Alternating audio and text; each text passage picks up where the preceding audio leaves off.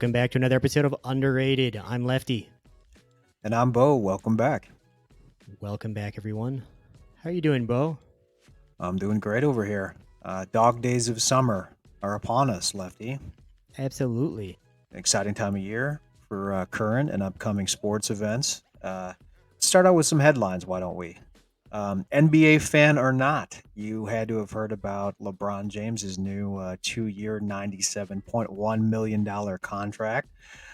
This makes James the highest earning player in NBA history with $532 million in career guaranteed money. So he'll be 38 years old in December. He's still playing at a high level, but not at the level he's played at for the majority of his career, as you can imagine. This will most likely be the last contract he signs in his, storied career. Lefty, how do you feel about organizations making these types of moves with athletes in the twilight of their career? Do you feel like you've seen long-term benefits for a club when something like this happens? Yeah, absolutely. As you just talked about, this is the last stop of his illustrious career, and he's actually the most recognizable, largest name, um, since Michael Jordan. There's a lot Yeah, of money to come just from that name power alone. for sure. They talk about it in soccer all the time, but kit sales will pay for the transfer. Hmm. I think literally here, probably jersey sales and other merchandise is probably going to offset this contract fully. Sure, Obviously, sure, that doesn't help with salary cap issues, constraints, but sure. as a purely financial move, no issues with this whatsoever on either side. Yeah, absolutely. And congrats to him. You're paying for a brand altogether. Also a mindset. If the Lakers are planning to build up their future, having someone like LeBron, a living legend who's on the court every day, with that mindset, is important. It's important to growth, and it'll happen. Absolutely. And with such a large contract, also comes just all kinds of media exposure. Every Sure. single thing that's going to happen to the Lakers in the next 2 seasons is going to be heavily talked about, scrutinized, and with that, more eyeballs, more money, good all around. That's right. That's right. Everybody's happy. I wanted to touch on an interview from a couple days ago. Next, actually, Lefty, you and I have discussed in other shows and personally our views on the NCAA and its regulations, right? You know, Absolutely. historically, it's been a very one-sided relationship when it comes to student athletes. You work for me, I get paid. You can't and don't worry about it. If you're any good, you'll get paid someday, hopefully. But in the meantime, do what I say, right? Absolutely. You don't get a say in that. You just come out there and play the sport. You're an athlete. Right. You're a Exactly. student first, athlete second. Even though most of your time goes to on court, off court sporting activities. Right.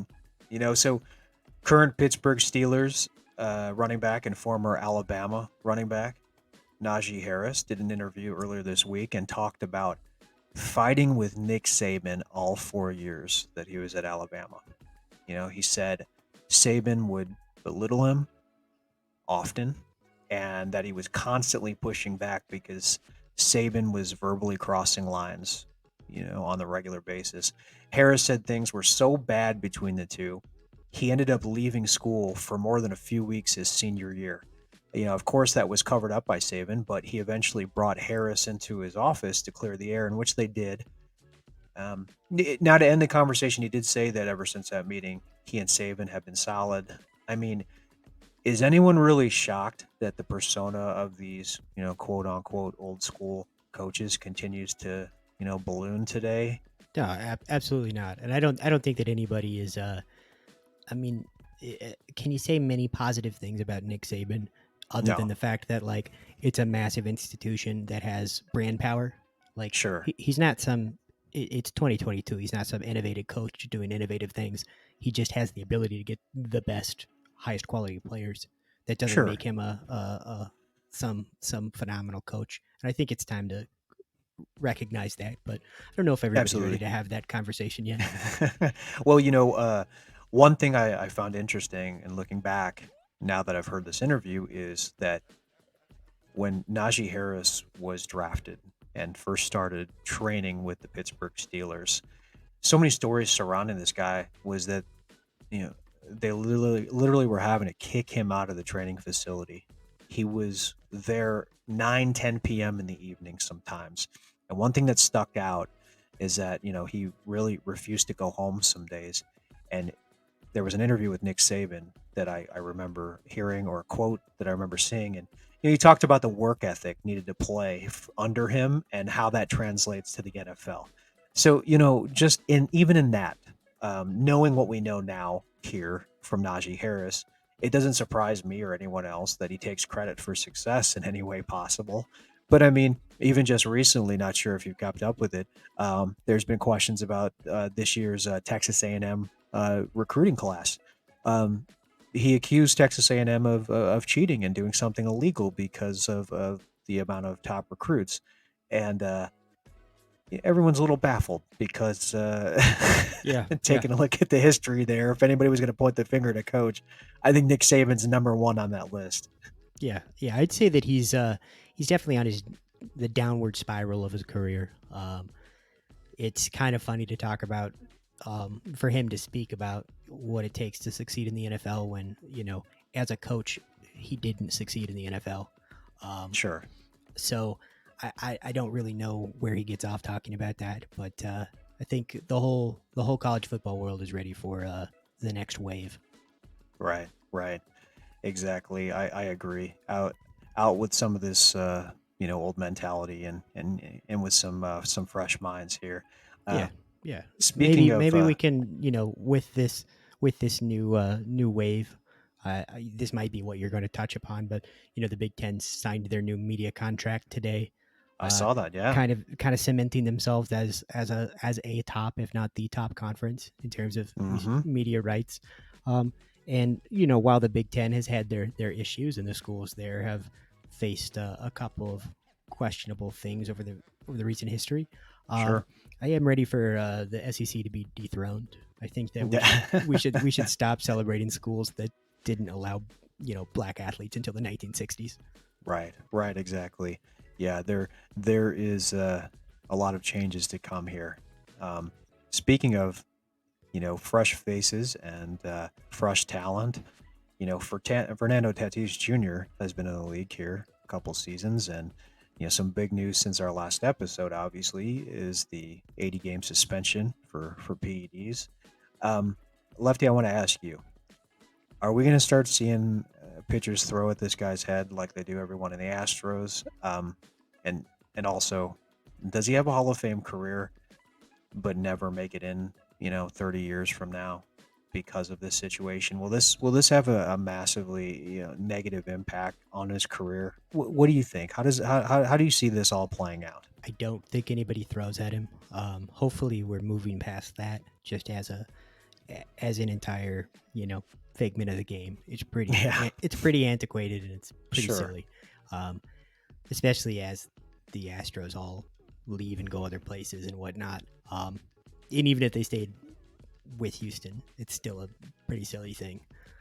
That being said, pivoting to Tatis and his potential Hall of Fame legacy, it's hard to say. I think projection systems like Zips and whatnot are pretty high on the guy, but I think that when you're projecting that far into the future, accumulating the number of just counting stats and then value needed to cement a Hall of Fame career, sure. it's difficult to say anybody that young with that few games under their belt will get there. I don't personally feel comfortable making that kind of hypothesis. Hmm. But if he gets that far, I don't think that this impacts him, unless there Yeah, are other things down the road. It seems like yeah, he has made a number of questionable decisions in the last couple of months, right. motorcycle crashes, steroids, Hmm. but you know, if they all stopped right now and he went back to his previous playing level, maintained it, had Hall of Fame numbers, I don't think this impacts him whatsoever. Sure, sure. Well, the one thing about sports in general is that it is uh, pretty spectacular what some winning and some good good play does in people's minds to help them forget, hiccups. Yeah, Y- absolutely. I mean, look at you know, look at David Ortiz. right? I Exactly. Hey, mean, that's actually a great example. yeah. Also failed a drug test. Hmm. They say that it doesn't count. It doesn't count if you don't want it to count. Sure. And he didn't even have high enough numbers to get in the Hall of Fame, in my opinion. He wasn't a Hall of Right. Fame player to begin with, and he still got Yeah. in because he won and played in a big media market. Right. So if Tatis can win some and the media clout surrounding the Padres expands, then Sure. yeah, he'll have no issues. Yeah. Yeah. The Padres, small market team. Right. Yeah, that's what they say. How many people are in San Diego? Right. Exactly. Oh man. Well, yeah. Hope we got another great episode ahead of us. Lefty, is there anybody that you would like to touch on? Yeah, we're just talking about some former Hall of Famers and David Ortiz and maybe a potential Hall of Famer in Fernando Tatis Jr. What do you think of other current players in MLB who are destined to reach the Hall of Fame? Who comes to mind That's for you? Oh my gosh, current MLB players. I mean, it doesn't matter what age they are. Clayton Kershaw is, obviously a current Hall of Famer right now. Justin Verlander, another. I know he's an Astro, by the way. You can't throw at him. But yeah, absolutely. I mean, there's a good crop of players that are currently out there. I would Yeah, suspect Albert Pujols. yeah, I would think so. He's getting ever closer to that 700 home run mark. Oh yeah, They Cardinals in their infinite wisdom pulling a hitter batting 2 for 2 on the day to pinch hit yeah. Albert Pujols. But again, I digress. Yeah, There are a number of players in the league right now that are, almost Hall of Fame locks. Mike Trout, Albert Pujols, who you touched upon, Clayton Kershaw, sure. Justin Verlander. But there's a player that I think should definitely be on that list, and they're better than players like Clayton Kershaw, Miguel Cabrera, and maybe almost any current player, and that's Zack Greinke. Zack Greinke. He's pretty far removed from the frontline elite pitcher role that he had early in his career, but he's arguably the best and most consistent pitcher of the 2000s. Yeah. So after being drafted 6th overall in the 2002 MLB draft by the Kansas City Royals, Greinke made short work of the minors and was called up to the bigs in 2004 at only 20 years old. After only one full professional season in the minors, Greinke got called up and started 24 games in the majors, finishing 4th in Rookie of the Year voting that year.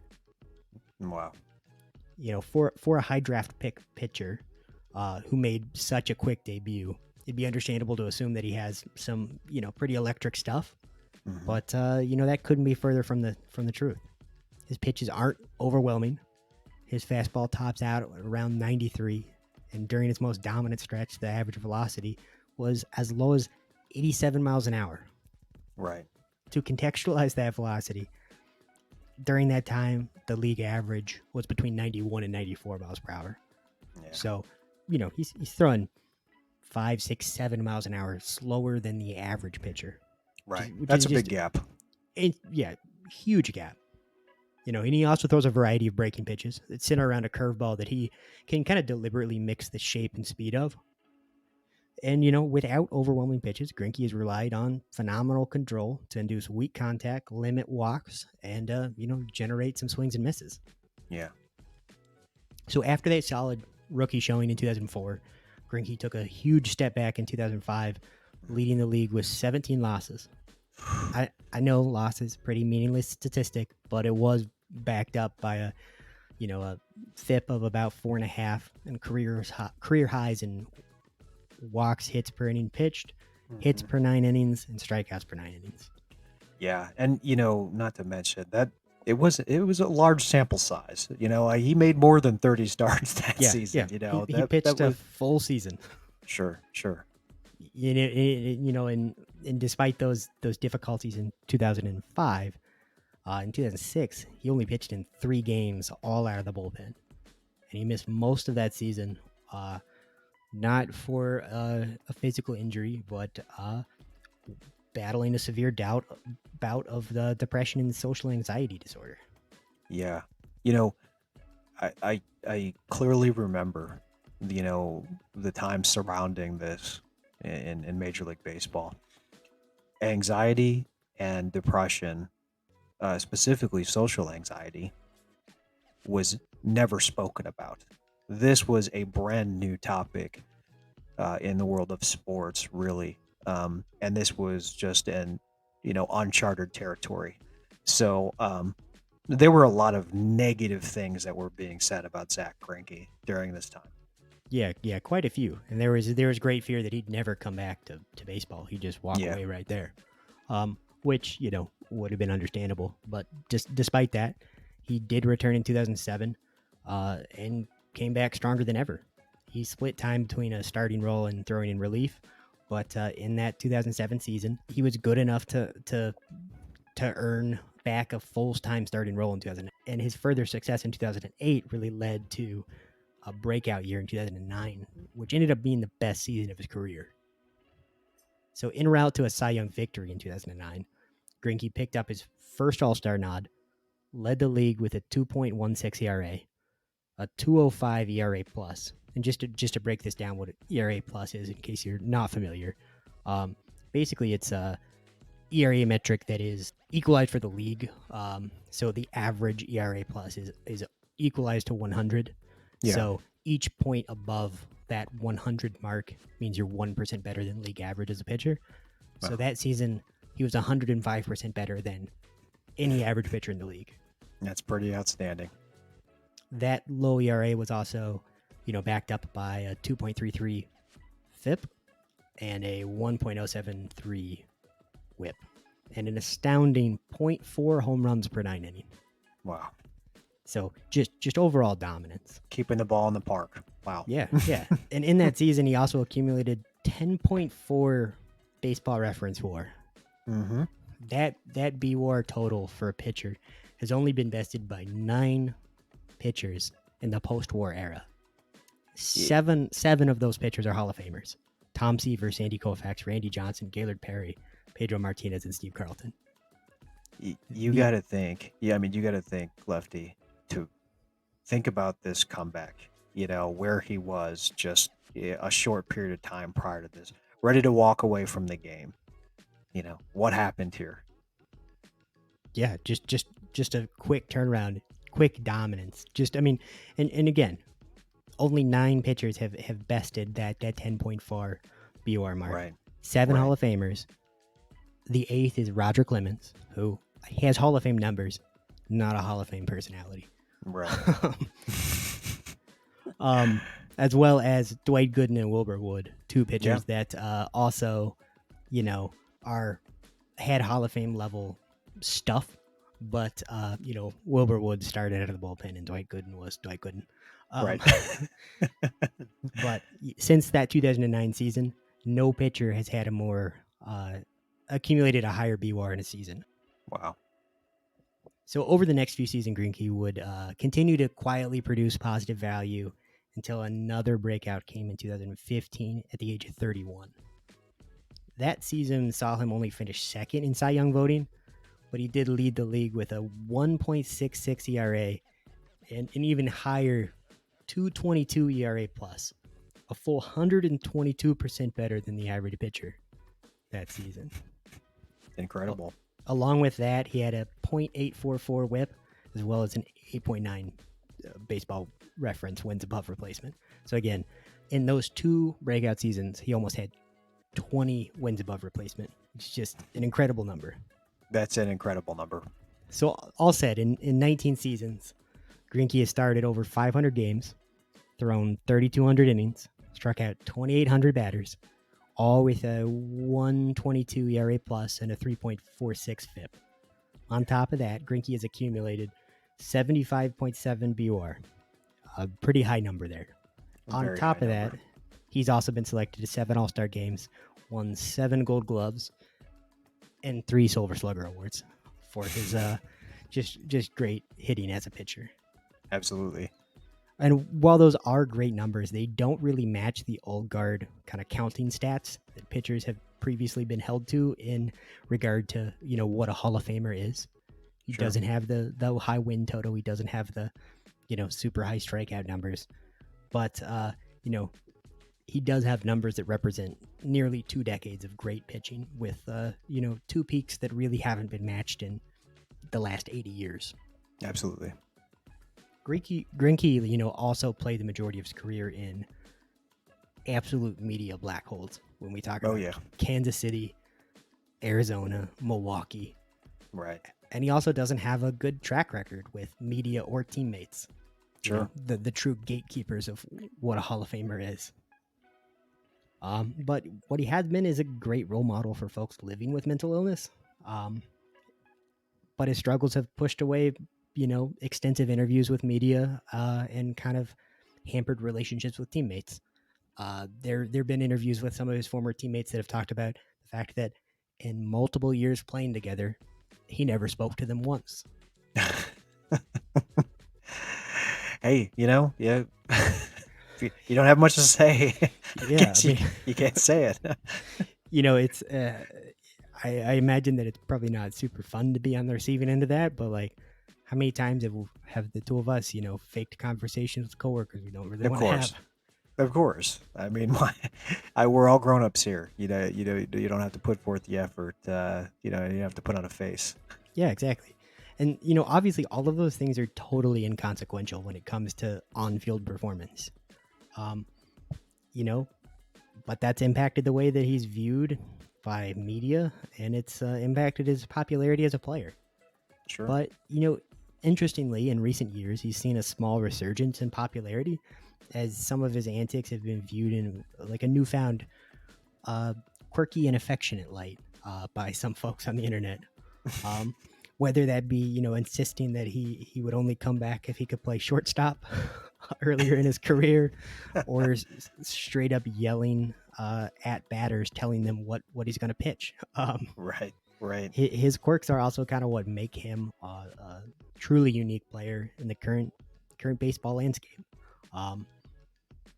So Bo, after learning, a little bit more about Zack Greinke, do you think he's just a pitcher with longevity and the ability to kind of accumulate some counting stats? Or do you think that he's underrated? I think that Zack Greinke is, as we sit right now, I believe he's firmly underrated. And, right before we jumped into this, we talked about guys like Verlander, who obviously is having an outstanding season. We talked about Clayton Kershaw. Not only was Zack Greinke, an amazing pitcher and still is, he was one of the better hitting pitchers. I think he has a 225 batting average. And yeah, it's worth noting that 5 of his wins above replacement come from hitting. Absolutely. When you take a look at his numbers, when you take a look at his career ERA plus, and you take a look at pitching WAR, there's only a small group of pitchers in baseball history who have those same numbers that aren't in the Hall of Fame. And we're talking about guys like Roger Clemens. We're talking about guys like Curt Schilling, Kevin Brown, and 2 current Hall of Famers, Clayton Kershaw and Verlander. To me, in my opinion, Zack Greinke is a first ballot Hall of Famer. Okay. I take a look at a guy like Roy Halladay. If you do a side-by-side of Roy Halladay's numbers against Greinke's, they are very, very, very close. And he was a first ballot Hall of Famer. One of the things that always stood out to me about Zack Greinke is, just the science behind his pitching. He was a mastermind, right? I mean, he just was outstanding on the mound, and still, to this day is. I mean, it's part of how he's been able to stick around for so long. At the same time, more importantly, you kind of touched on it. There was a time in his career when he wanted to quit the game. There was a time in his career when he was struggling with an issue that no one spoke about, no one accepted. Even here locally, in the Midwest, the conversations, about Zack Greinke's mental health, I mean, were very, very negative. People were telling him, to just stay home, quit, never come back. The guy's being a baby. Uh, for him to take all that and turn it around and create the career that he created, I mean, it's beyond what the game really means. So yeah, I don't think currently people understand what Zach Greinke's done in his career and in the game, but I do have confidence as far as Greinke goes that he will be appreciated come Hall of Fame voting time. Yeah, I think we'd both hope so. I don't know if he'll get that first ballot nudge that he Yeah, deserves. Roy Halladay, he was up for election after a tragic death. for sure. And Yeah, there was that's what absolutely. propelled that. And I think that the the the volume at which you play the game impacts how it's remembered. And Zach Greinke has not played it at a typical volume. Um, Right, right. um, but he's had a phenomenal career, one that I think is underappreciated and definitely should grow as he retires, hopefully. um, Sure, sure. that Agreed. said, another great thing about Zach Greinke that I failed to mention was just how into sabermetrics he is. um, after his 2009 Cy Young, Hmm. he in an interview mentioned that he pitches just for the stat FIP, that I touched upon earlier, which is fielding independent pitching, which Wow. basically is a measure of how many runs you give up as a Sure. result of your pitching independent of the lineup behind you. Um, Right. the things that you can control as a pitcher. Um, so It's outstanding. yeah, in an era when stats like that were available but less respected, he was definitely a forefather of the stats that people care about now. Sure. Yeah, absolutely. And I think um when we're talking about mechanics and we're talking about pitches, every Hall of Fame pitcher had their signature pitch. Um Not a lot of people talk about this, but Zach Greinke has an incredible slider. And I don't even think hitters have that they going into the season they were hitting 154 against his slider. I mean, that's a career 230 slugging percentage against that singular pitch of his. You know, that was 51% of his strikeouts were produced because of that slider, career wise. Um, a whiff rate of 42%. And That's so wild. it is. And more than half of those pitches that were put into play were ground balls. So, you know, I looking back on it, for him, I believe he said he used that slider in order to not put excessive strain on his arm, but it had over his career become his most effective pitch. Numbers are nuts when it comes to Zach Greinke's slider. So, if I just thought I'd throw that out there, it's some outstanding metrics behind that. Yeah, well, it's pretty wild as he's adjusted. With age, his repertoire has really changed. It Hmm. looks like in 20 like last season, he only threw two pitches. In 2019, he threw six. So Right. it's he's a testament to what happens when you can pay attention to the world around you and adapt rather than trying to stay the course.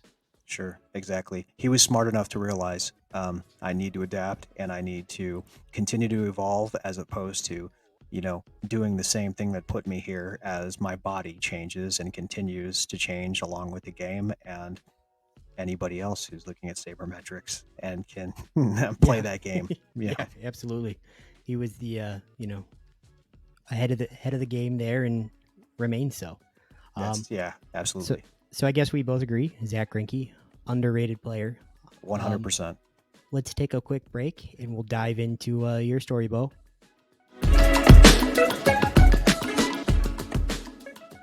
And we are back. Thanks for sticking with us. We just had a nice conversation about Zack Greinke. Bo, is there anybody you wanted to talk about this week?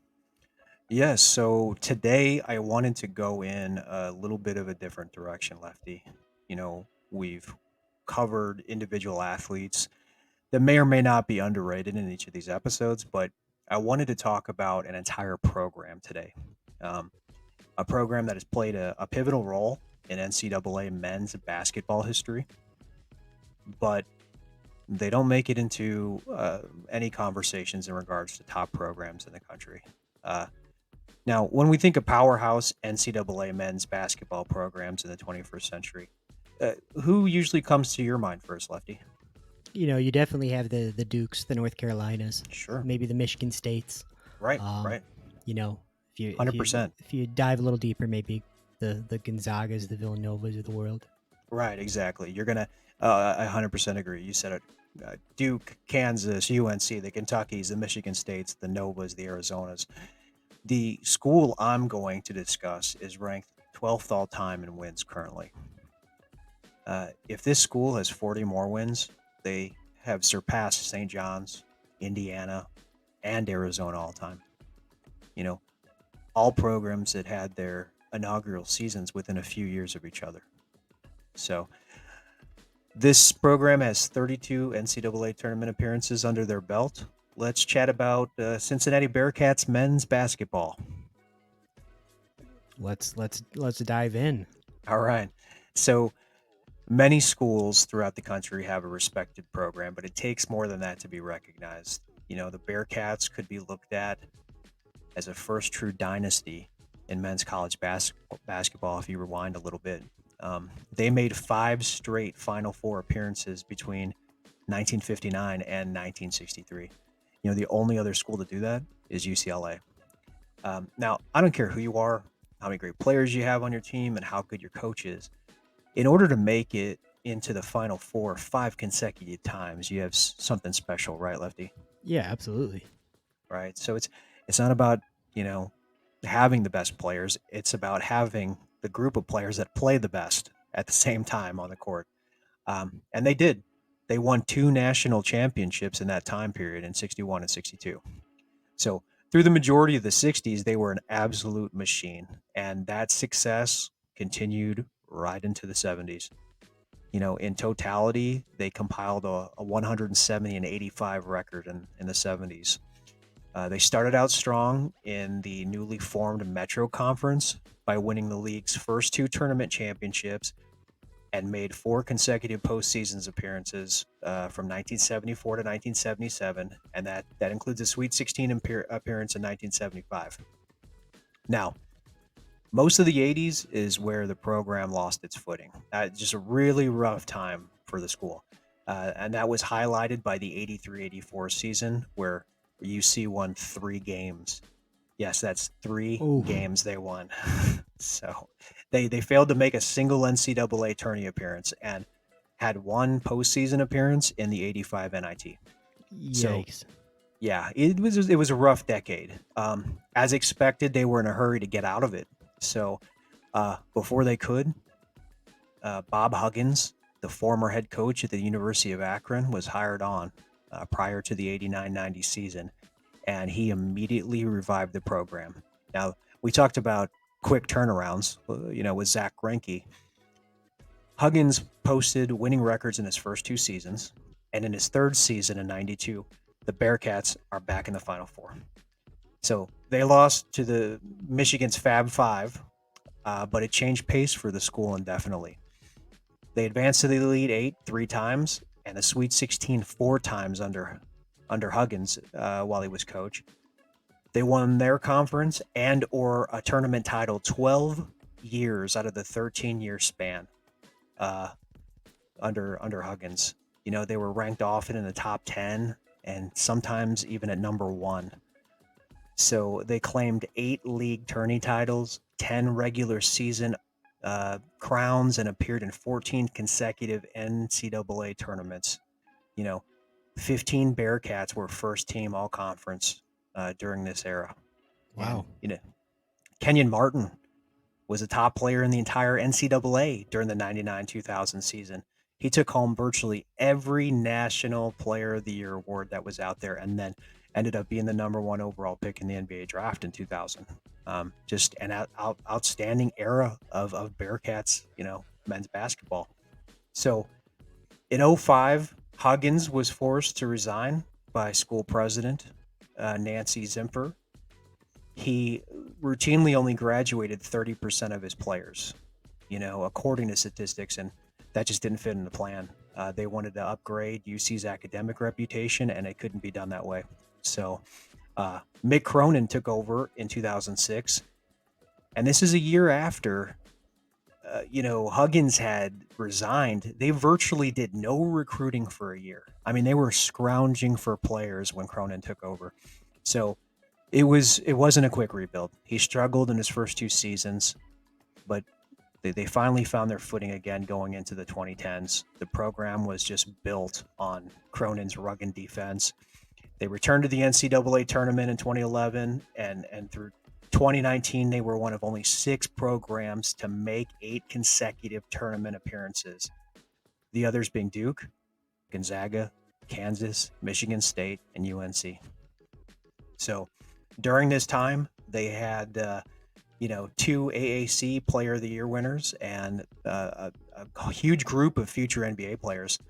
So, to sum this up, Cincinnati has more championships than Syracuse, number 6 all time in wins. They have more championships than Notre Dame, number 8 all time in wins, and Arizona, number 11 all time in wins. Teams that are just ahead of them on that list. They're tied in championships with Louisville and Michigan State. They've lost less games and have a better winning percentage than Indiana, St. John's, and Temple. And yet, they're rarely referred to as an elite program or make it onto many lists of all-time great programs. So this begs the question: are they accurately appreciated? Are they acknowledged as a good team that performed well in the Big East, the AAC, Conference USA play against competition that maybe wasn't, equivalent to some of these other programs? Or is it that the UC Bearcats men's basketball program is underrated, Lefty? I'm gonna say that they are adequately rated. I think that they definitely had some pretty high years there in the '60s. Sure. But as you just touched upon, the weaker opponents. That was a time in which mid majors really won a lot of championships. Definitely. And we've seen that they're not really able to compete at that high level recently. Obviously, they can make tournaments, they can win the conference, but Sure. they're not going to 4 or 5 consecutive Final Fours. Right. Right. They're not winning any national championships right now. Right. Obviously, that was a great, Huggins in the 90s was a great coach there. That streak of consecutive tournaments was really incredible. But didn't quite cut it. Couldn't get to the top. I think that maybe if he had won a championship then, maybe 2, it'd be a different conversation. Maybe if they have had, some more recent success in the tournament, be a different conversation. But as it stands, I think they're pretty adequately rated. Yeah, this is a tough conversation, right? Because within this big list are schools like St. John's and Temple that are also playing, in the same conferences. These are Big East teams or AAC teams or Conference USA teams with, the same competition, who were winning more and doing more. So it's a very difficult conversation. They're a great storied program. Things may be turning around for them here in the in the near future. Hopefully, they just landed a top 30 recruit here in Rayvon Griffith, who had offers from Kansas State and Penn State and University of South Carolina and Louisville. Turned them all down to stay in his hometown. I think things are going to turn around for them a little bit in the future. But yeah, it's a conversation to be had. They're right on the brink there. Obviously, they have a storied history, but for a lot of people, like yourself, it's that hurdle of, hey, you know, what have you continued to do? We can talk all day about what has happened in the '60s, but overall success and longevity, where have you been? Yeah, yeah. Obviously not quite as uh, drastic of an example, but it's much like SMU. Like that was a Sure. storied football program. Yep. Obviously that turned out a little different, but it's not super relevant in the current conversation. Absolutely. Even the UNLV squad to the '90s. Um, Right. there have been obviously the Cincinnati consistency over decades is an impressive feat, something that isn't matched quite like by those other programs and those other sports. But at the same time, uh, if you can't get over the final hurdle, really doesn't matter how many times you start the race. Right. No, I mean that's definitely a truth right there.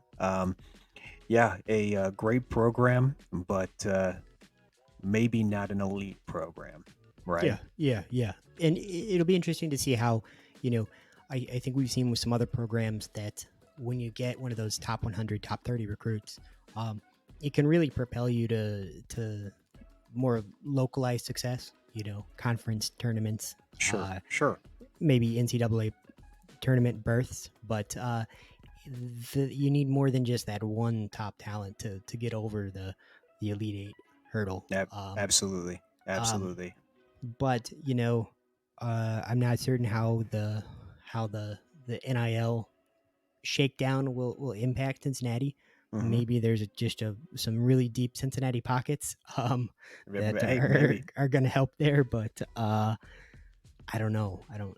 Yeah. I don't have a Well, lot of there's faith. Yeah, definitely. There is a lot to look forward to for the school and for this program. They've got a new coaching staff. Hopefully, recruiting is going in a different direction, but it would be great to see a revived program. So, uh, to sum it up, Lefty, we've got one vote for the adequately rated, and we've got a one vote for an underrated. So, yeah, good luck to the Bearcats here this upcoming season. We'll both be excited to see some success here. We'll be watching. Oh, yeah, we'll be watching. Yeah, are they starting this season in the Big 12 or is that next year? That is going to be next year. Okay, yeah. So maybe they'll wrap up their American Athletic Conference, uh, Absolutely, livelihood as success story. that's right. But we'll see. We'll see. Definitely, we'll be on the lookout. Absolutely. Are there anything coming up in the world that you're excited about? Yeah, absolutely. The weekend's here, and for us now, we've got week 3 of the English Premier League coming up, and some good games on Saturday and Sunday. We've got your Brentford lads. They're taking on the winless Fulham club, which is either going to be a cakewalk or a disaster. And Yeah, after that, just decimation of Manchester Oh United. my goodness. Wow. I mean, that what a game, man. That really sent some shockwaves through Yeah, through the world there. yeah. I think a lot of people expected Man U to falter a bit, but nobody expected them to give up 4 first half goals. Right, exactly. Exactly. That was a pretty exciting game. We've also got the Leeds and Chelsea game.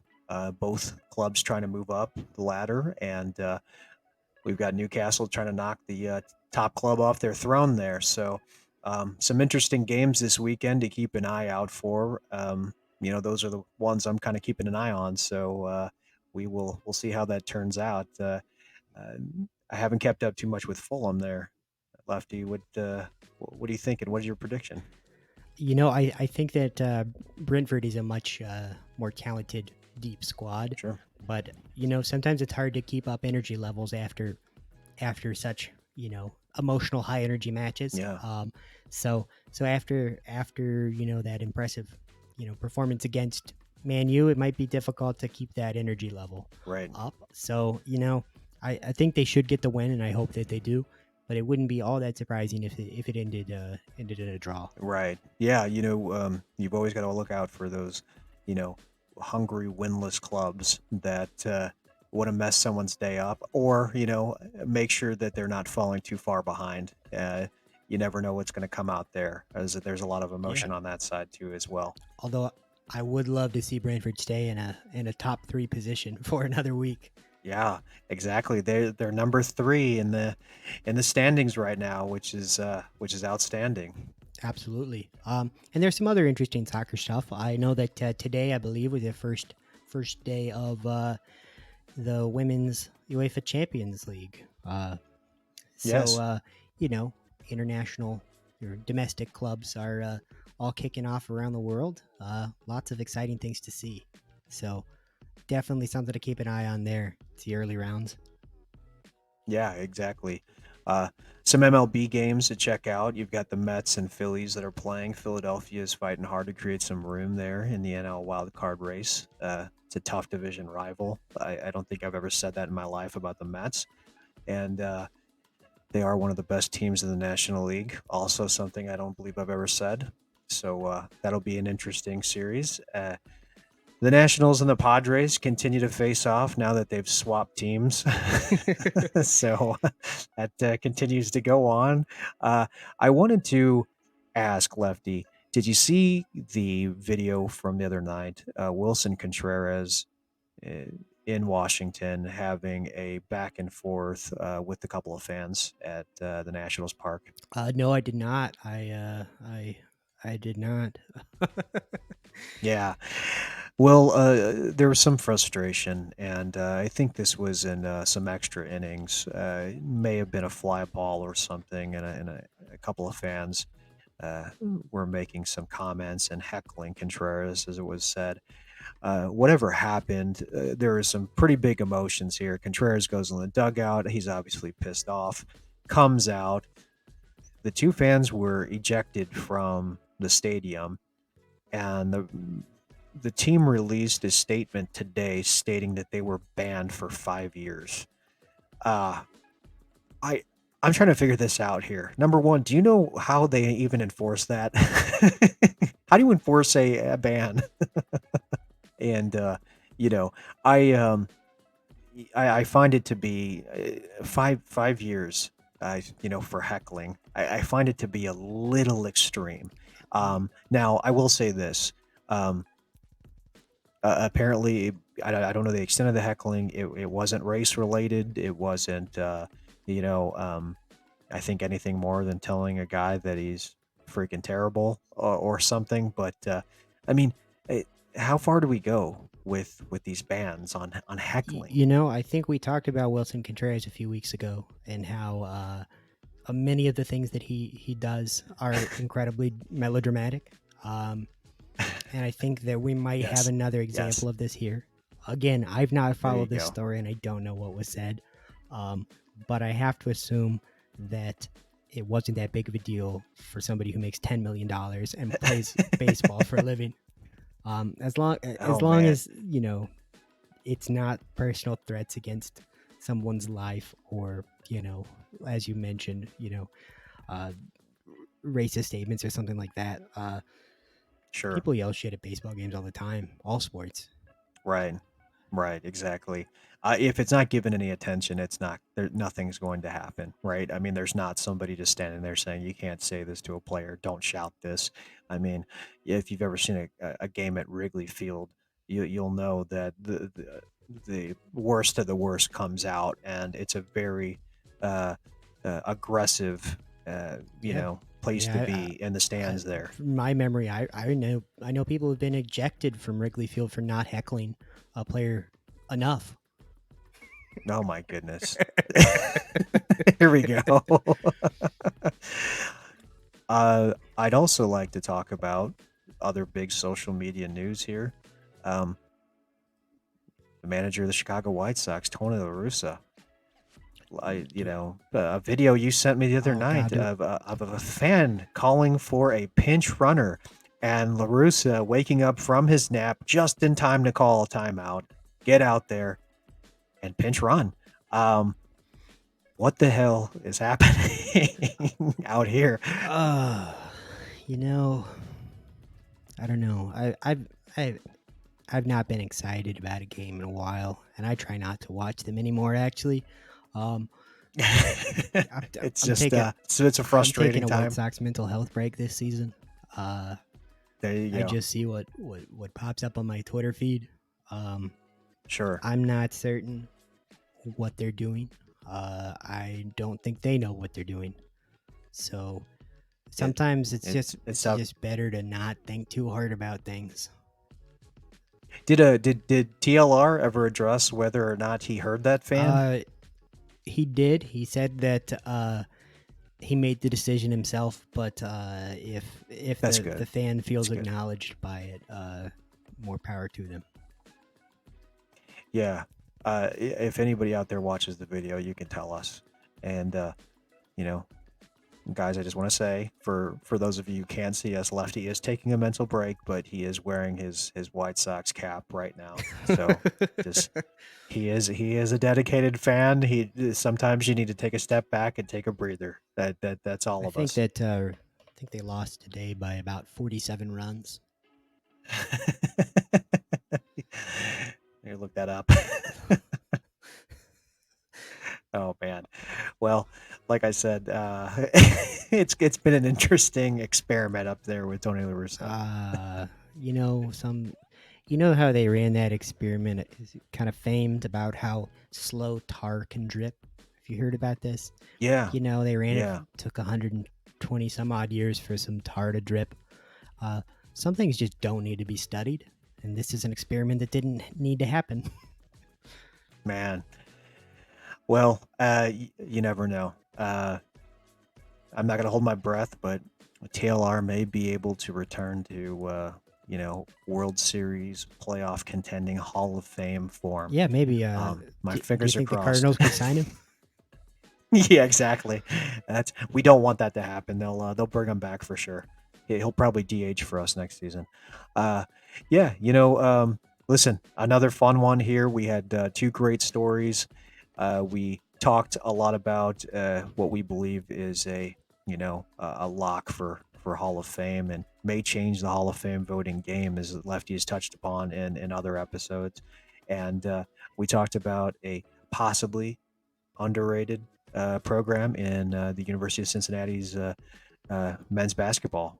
So, Lefty, tell them where we can hear more from their end. Yeah, if you wanna voice your opinion on Zack Greinke, the Cincinnati men's basketball team, or you want to tell me that I'm wrong about Nick Saban being old and out of touch, you can follow us on Twitter at @underratedpod. That's at _rated_pod on Twitter, or you can listen to this episode and every other episode on Spotify, Apple Podcasts, or wherever podcasts can be found.